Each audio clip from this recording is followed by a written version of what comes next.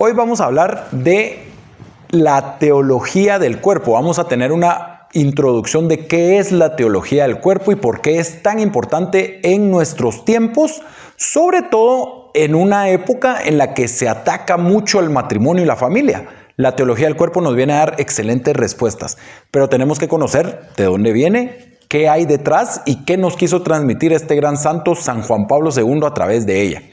Entonces, dando un contexto histórico muy breve, la teología del cuerpo fue una serie de catequesis que el Papa Juan Pablo II, cuando fue electo, en el año 1978 fue electo el Papa, y empezó esta serie de catequesis en 1979 y terminó hasta 1984. Básicamente podemos decir que fueron 129 audiencias durante 5 años en las que él decidió desarrollarlo en sus catequesis del miércoles, este tema a las que él mismo le puso el nombre la teología del cuerpo.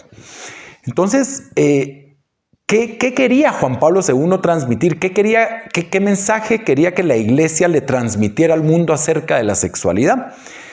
Y aquí viene otra parte histórica que creo que es importante mencionar. Juan Pablo II escribió un libro que es el preámbulo de esta teología del cuerpo que se llama Amor y Responsabilidad en 1960. Y en este libro él busca dar respuesta a todos los dilemas en cuanto a la sexualidad humana desde una perspectiva antropológica, filosófica y teológica.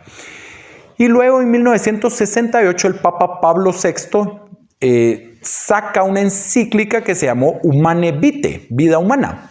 Esta encíclica abordó el tema de la anticoncepción y el verdadero significado del acto conyugal, los significados unitivo y procreador. Esta encíclica tuvo una acogida muy mala, muy atacada, no solo fuera de la iglesia, sino dentro de ella.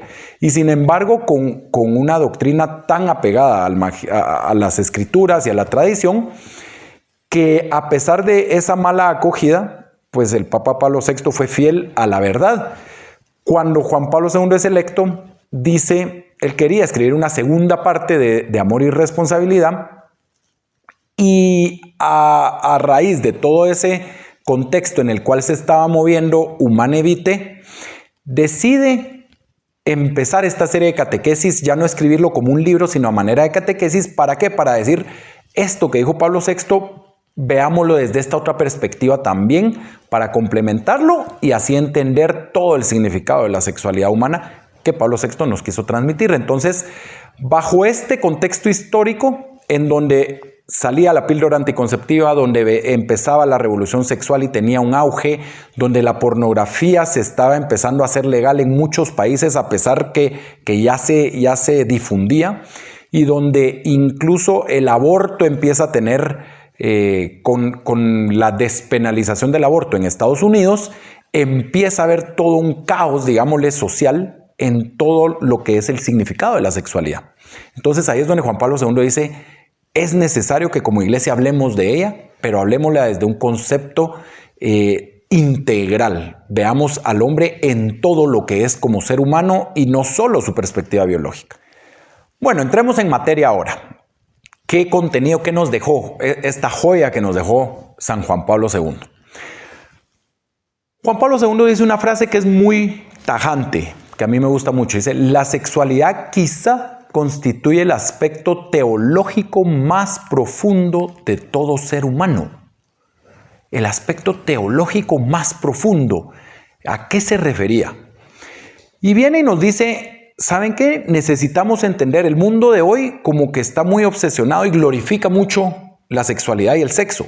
Y la realidad es que han perdido de vista su verdadera gloria. Vayamos a entender cuál es el significado de la sexualidad desde el plan original de Dios. Entonces Juan Pablo II aborda una serie, dentro de estas catequesis, aborda toda la primera parte en donde dice, vayámonos al origen del hombre, ¿sí? Vayámonos al origen.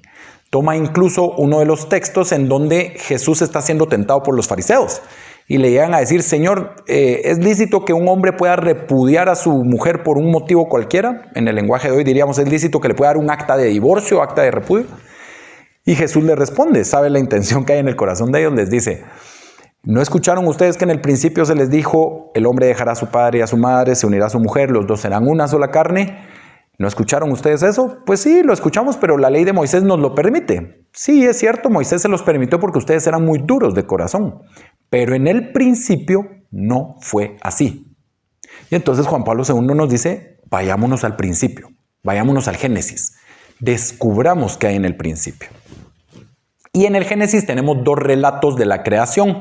Parecieran contrapuestos, realmente son complementarios. Uno donde salen Adán y Eva juntos, que es el relato de los 7 días, y en el otro relato sale Adán primero, del polvo, del barro de la tierra, y luego sale Eva. Vamos a tomar el relato en el que Adán sale solo primero, ¿sí? Dios lo crea toda la naturaleza, toda la creación, valga la redundancia, y le dice, mira, todo esto es tuyo, todo es para ti. Aquí está, ponele nombre a los animales, todo esto es tuyo. Y efectivamente Adán tenía un señorío sobre la creación. Sin embargo, la Escritura dice algo interesante. Dice, Adán se sintió solo. Y es entonces donde Dios dice, bueno, no es bueno que el hombre esté solo. Lo duerme.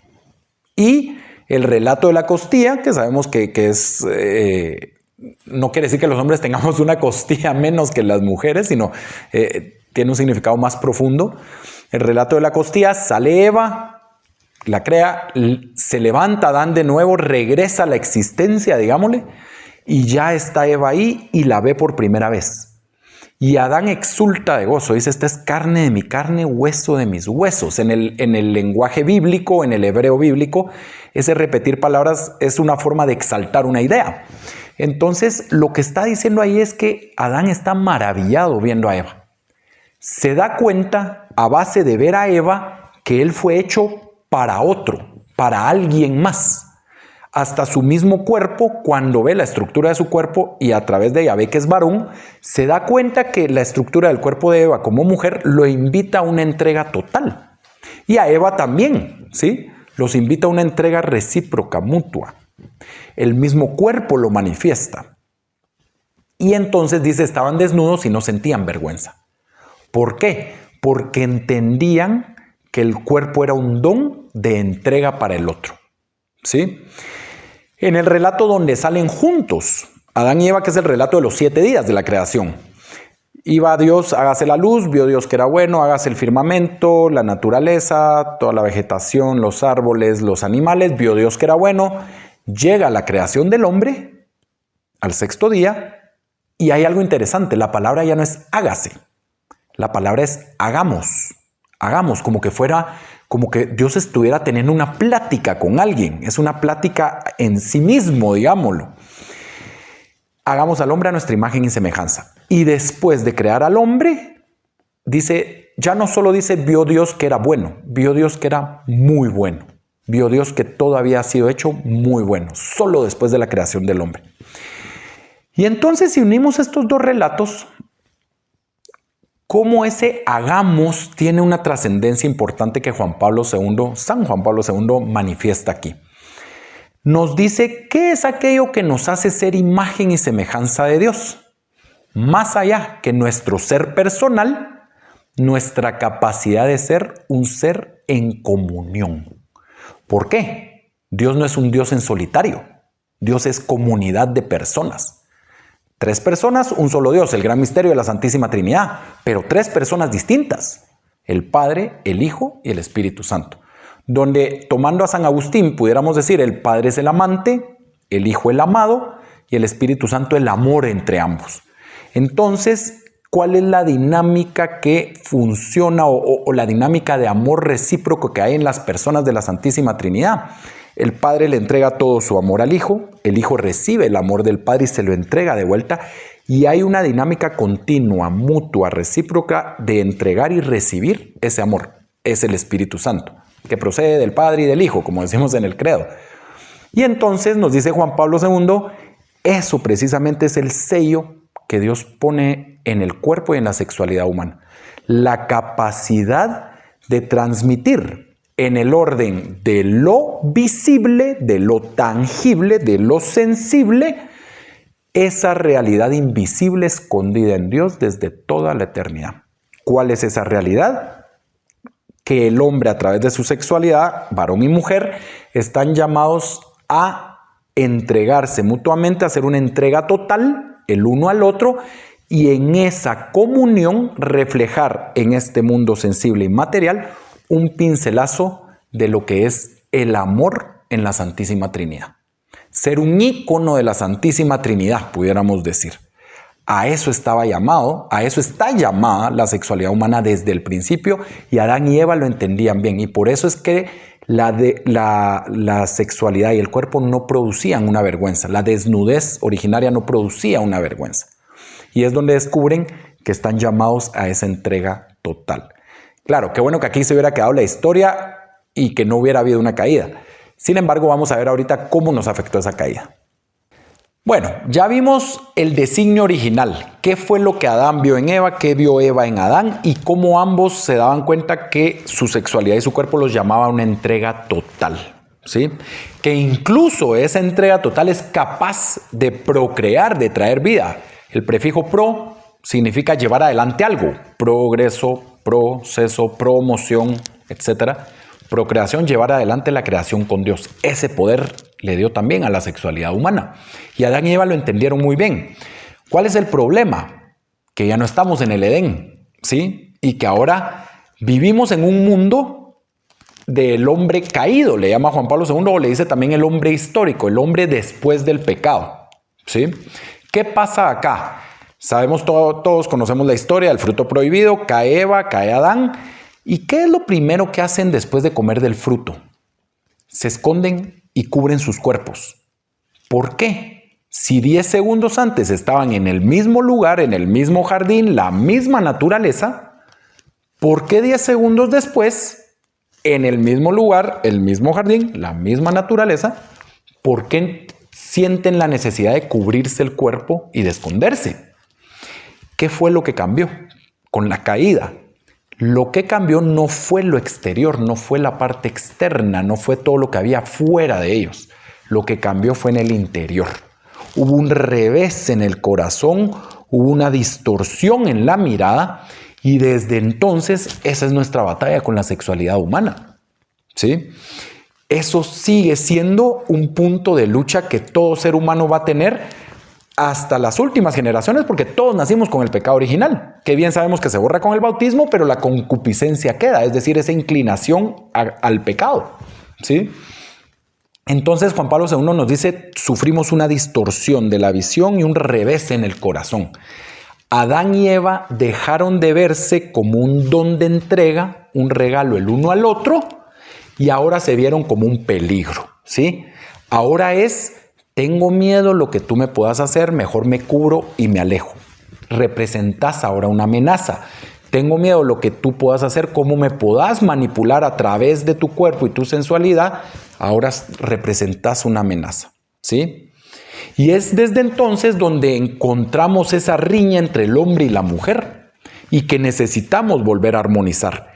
Este revés lo hemos sufrido en todos los aspectos de la sexualidad. ¿Qué pasa? Tendemos a dejar de ver a las personas como un sujeto, como sujetos, como personas integrales y las vemos como objetos. Tendemos a pensar que lo que tiene que ver con la sexualidad está llamado solo al placer y no a la donación. Tendemos a ver la vivencia de la sexualidad, la tendemos a pensar en ¿qué tenés tú que darme a ti? A mí, perdón, ¿qué tenés tú que darme? ¿Qué puedo obtener de ti que a mí me sirva? Y esa no es la lógica del amor. La lógica del amor es, este soy yo, me entrego a ti. Esta es mi mejor versión y te la entrego, ¿sí? Tuvimos toda una distorsión en nuestro corazón, en nuestra mirada, en nuestra forma de ver al otro, ¿sí? Tan fuerte fue esta distorsión que hasta hubo necesidad de ponerlo en los 10 mandamientos. De hecho, si se dan cuenta, tenemos de los 10 mandamientos, 2 son acerca de la sexualidad. El sexto y el noveno. El sexto, ¿de qué nos está hablando? No cometer actos impuros, ¿sí? Nos está hablando de todo lo que podemos hacer con la sexualidad que va en contra de la ley de Dios, en contra de ese plan original. Sin embargo, el noveno, ¿de qué nos habla? No desearás a la mujer del prójimo. Y ojo, siempre lo digo, ese mandamiento también va para las mujeres, no solo es para el hombre el mandamiento, ¿sí? Pero ¿Qué nos está diciendo ahí Jesús? ¿Qué nos está diciendo ahí Dios? Nos está diciendo, tenés que ir a escudriñar a lo más profundo de tu corazón, ¿sí? Porque ahí es donde está saliendo el verdadero adulterio, los actos impuros. Tan es así que hay un pasaje en donde Jesús está en el monte dando una serie de enseñanzas y en una de esas les dice, escucharon ustedes que se les dijo, no cometerán adulterio, refiriéndose al 6º mandamiento. Pero Jesús añade, pero yo les digo, todo aquel que vea a una mujer deseándola, está hablando de un deseo impuro, ya cometió adulterio con ella en el corazón. Jesús va a lo más profundo del ser humano, va a lo más hondo que es el corazón, porque de ahí salen todas las intenciones. Dirá la Escritura también, no es lo que entra en el hombre lo que lo mancha, nos dice, sino lo que sale del hombre, porque lo que sale del corazón. Entonces Jesús apela al corazón humano porque sabe que ahí es donde sufrimos esa distorsión, ese revés. Y todo lo que hacemos, todos los actos impuros que podamos cometer, el 6º mandamiento, sería mucho más fácil la batalla si trabajo bien el 9º. Ojo, no quiere decir que solo voy a trabajar uno u otro, no, van de la mano. Pero ¿a qué voy con el 9º? Tenemos que ir a limpiar, a purificar primero la mente, la mirada, el corazón. ¿Para qué? Para que la vivencia sea pura también. Entonces es importante ir de adentro hacia afuera, no de afuera hacia adentro. Entender dónde está ese revés y por qué es que rebajo a las personas a algo que no son, por qué es que en la sexualidad no veo el verdadero significado, el diseño original, sino que me conformo muchas veces solo con el placer, solo con la parte que me conviene, pero no me doy cuenta que hay todo un diseño original que está llamado no solo al placer, está llamado a la comunión plena, a la felicidad e incluso a la santidad. Entonces, ahí es donde Juan Pablo II nos dice, vivimos en esta realidad, porque todos tenemos el pecado original que fue borrado con el bautismo, pero esta es nuestra historia ahora. Y esta lucha la seguimos teniendo. Sin embargo, el diseño original, el estándar original se mantiene vigente, a pesar de la caída. Claro, ahora nos tocará una lucha un poco más fuerte en ese campo y no reducir a las personas solo a su valor sexual, sino entender la sexualidad y a la persona como un todo y como un proyecto, pensándolo en un proyecto de santidad que nos lleva a Dios. Entonces Juan Pablo II nos dice, en esta parte nos habla mucho de esto. Vivimos en un mundo caído, digámosle, donde siempre estamos siendo acechados en el tema de la sexualidad. Pero no podemos perder de vista su gloria original. ¿Cuál es el diseño original al que está llamado? ¿Sí? Y que en última instancia me llama una comunión plena, una entrega total, no parcial, ¿sí? Una entrega total, una comunión no solo de cuerpos, sino de almas. Y por eso es que Dios reserva el acto conyugal, el acto sexual, al matrimonio, porque ese es el único ámbito, el ámbito por excelencia, donde dos personas libres, por voluntad propia, deciden entregarse la vida entera. Solo el matrimonio nos da esa garantía, ¿sí? De una entrega total, aunque lastimosamente muchos matrimonios han podido fallar a lo largo de la historia. La institución como tal es la única que nos garantiza que dos partes deciden entregarse completamente. El esposo a la esposa y viceversa, la esposa al esposo. Entonces, Juan Pablo II nos dice eso. En este mundo caído, tenemos que entender cuál era el guión original. Tenemos que ir al hombre original, pero ya no es nuestra realidad. Entonces, ¿cómo hacemos para que nos lleve a nuestro destino final? Eso vamos a verlo en el siguiente segmento. Bueno, ya vimos un poco el contexto histórico, ya vimos el designio original, el hombre de los orígenes antes del pecado, ya vimos lo que pasó con el pecado y que es nuestra realidad y con lo que estamos batallando. Sin embargo, ahí no termina la historia. Como toda buena historia tiene un final feliz, claro, si seguimos el guión. Y en esta historia específica y en este entendimiento de la sexualidad, ¿cuál es ese final al que buscamos llegar? O ese destino, la resurrección. ¿Sí? Ese es el gran acontecimiento de la fe. Y recuérdense que nos dice San Pablo, resucitaremos también con cuerpo glorioso. ¿Sí? El cuerpo va a resucitar. Sí, eso es lo que hace que el cuerpo y la sexualidad humana realmente están dentro del plan de Dios. ¿Y qué nos dice aquí Juan Pablo II? Nos hace un llamado y nos hace ver de cierta forma cómo todas las escrituras nos invitan hasta cierto punto, nos hacen ver las escrituras en una clave matrimonial, en una clave esponsal. Y de hecho lo dice el catecismo. La Biblia empieza con un matrimonio, el matrimonio humano, el de Adán y Eva en Génesis, y termina con otro matrimonio. En el Apocalipsis, las bodas del Cordero, ¿sí? El matrimonio del Cordero con la iglesia. Y entonces, hacia allá nos dirige Juan Pablo II, nos dice, esta es la intención. La intención es vivir ya no solo en el orden de lo visible, esa realidad invisible que hablábamos, escondida en Dios, la comunión eterna de personas, el llegar a ser una sola carne. Pues sí, eso es lo que se vive dentro del matrimonio. Sí, por eso es un sacramento.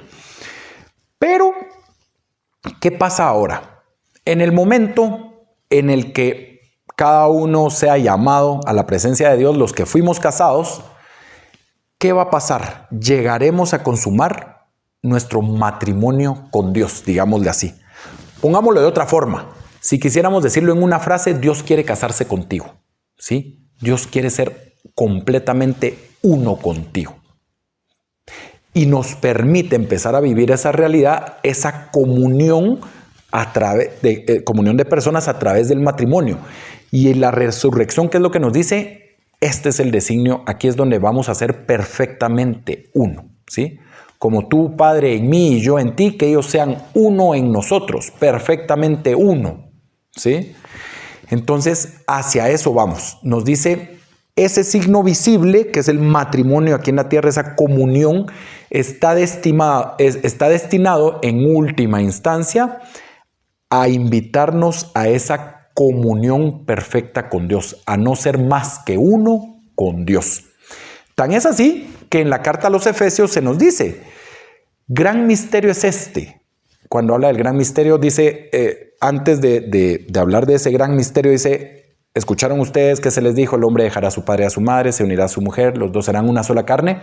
Gran misterio es este, dice. Pero no lo digo con respecto al hombre y la mujer, sino con respecto a Cristo y la iglesia. ¿Sí? Y entonces nos invita a ver el matrimonio humano a la luz de ese matrimonio divino de Cristo y su esposa iglesia. ¿Sí? Esa que en el Apocalipsis va vestida de blanco, sin mancha ni arruga, caminando hacia el Cordero. Y en donde dicen, amén, ven Señor Jesús. El Espíritu y la novia dicen, ven. ¿Sí? Hacia eso nos invita, nos dice, nuestro matrimonio humano tiene que ser un signo aquí en la tierra o tiene que invitarnos a ese matrimonio divino que vamos a vivir, valga la redundancia, en la eternidad. ¿Sí? Nos dice, ese es el signo al que nos invita. Hacia eso es a lo que vamos. ¿Sí? Y como les digo, desde Génesis hasta Apocalipsis se nos habla de esto. De hecho, a lo largo de la Biblia vemos muchas claves matrimoniales. En el Antiguo Testamento vemos en citas en Isaías, en Ezequiel vemos incluso reproches muy fuertes del Señor hablándole a su esposa, al pueblo, como una prostituta incluso. Vemos otras frases también más esperanzadoras, como el libro de Oseas, donde también le dice, te fuiste con alguien más, me fuiste infiel, preferiste irte con los otros, que son los ídolos, ¿sí? Sin embargo, te conquistaré de nuevo, te llevaré al desierto, te hablaré al corazón, te seduciré de nuevo, dice el Señor. Nos habla en clave matrimonial muchas veces. ¿Dónde hace el primer milagro el Señor? Según el Evangelio de San Juan, lo hace en unas bodas, el milagro de las bodas de Caná, ¿sí? Y como les digo, termina la Escritura también con la imagen de las bodas del Cordero. Entonces, ¿qué es lo que nos está diciendo? Ese es el matrimonio al que le tenemos que apuntar. Ese que no va a terminar nunca. Ese que va a ser eterno, felicidad completa y perfecta comunión. Sin embargo, nos dice, aquí en la tierra pueden empezar a vivirlo. Y tienen este signo, el matrimonio. También el celibato lo muestra de otra forma, pero aquí nos vamos a enfocar más que todo en el matrimonio. ¿sí? Y nos dice, para que nuestro matrimonio realmente nos lleve a la santidad, porque el matrimonio está llamado a la santidad, debe verse reflejado o buscar esa misma forma en como el esposo, Cristo, ama a su esposa, la iglesia. Y nos dice Juan Pablo II, agarrando también a Pablo VI, nos dice cómo ama Cristo a la iglesia, cómo ama el esposo a la esposa. De una forma libre, total, fiel y fecunda. ¿Sí? Libre. El Señor mismo lo dice en la última cena. Miren, ¿quieren que reniegue de esta hora? De ninguna manera, si a esto vine. Yo doy la vida por ustedes. Nadie me la quita. Él se entrega libremente. Total. En la cruz dejó hasta la última gota de sangre. Tan es así que cuando lo atraviesan la lanza sale sangre y agua. ¿Sí? Él dejó hasta lo último. ¿Sí? Por cada uno de nosotros. Es fiel. El Señor siempre es fiel a su promesa, siempre es fiel al pacto. Los que rompemos el pacto siempre somos nosotros los hombres. ¿Sí? Siempre es el pueblo, siempre es la esposa, digámoslo así. Y es fecundo. La entrega total de su muerte incluso nos volvió a abrir las puertas de la vida. ¿Sí? Y entonces nos dice, ¿quieren ustedes vivir esa realidad desde ya en su vida corporal en este mundo material sensible? Tienen que amar de una forma libre, total, fiel y fecunda. El lugar por excelencia para amar así es el matrimonio, que esos son los votos matrimoniales. Vienen ustedes libremente, están dispuestos a amarse y respetarse todos los días de su vida, están dispuestos a recibir de Dios los hijos que les mande y a educarlos de una forma responsable y amorosa y a educarlos según la fe, la ley de Cristo y la iglesia. Libre, total, fiel y fecundo. ¿Sí? Nos dice, podemos empezar a vivir esa realidad que viviremos en la eternidad. La podemos empezar a vivir a través del matrimonio. Así de grande es la sexualidad humana y a lo que nos invita. Y entonces ahí es donde entendemos otra vez esta frase, la sexualidad, que dice Juan Pablo II, la sexualidad quizá constituye el aspecto teológico más profundo de todo ser humano. Su capacidad de transmitir en el orden de lo visible, de lo sensible, esa realidad invisible escondida en Dios desde toda la eternidad. Que Dios es comunión de amor eterno entre personas. Y eso es lo que representa el matrimonio humano. Nos invita a ver ese matrimonio divino. Así que es un gran llamado el que tenemos y entenderlo. Esta luz nos puede llevar a vivirlo mucho mejor, a santificarnos y a alcanzar o llegar a esa meta final. ¿Sí? A eso es a lo que estamos llamados. Así que tenemos que llegar a vivirlo a pesar del pecado. A pesar de las caídas y de las luchas, el ideal sigue vigente. Así que no lo perdamos de vista.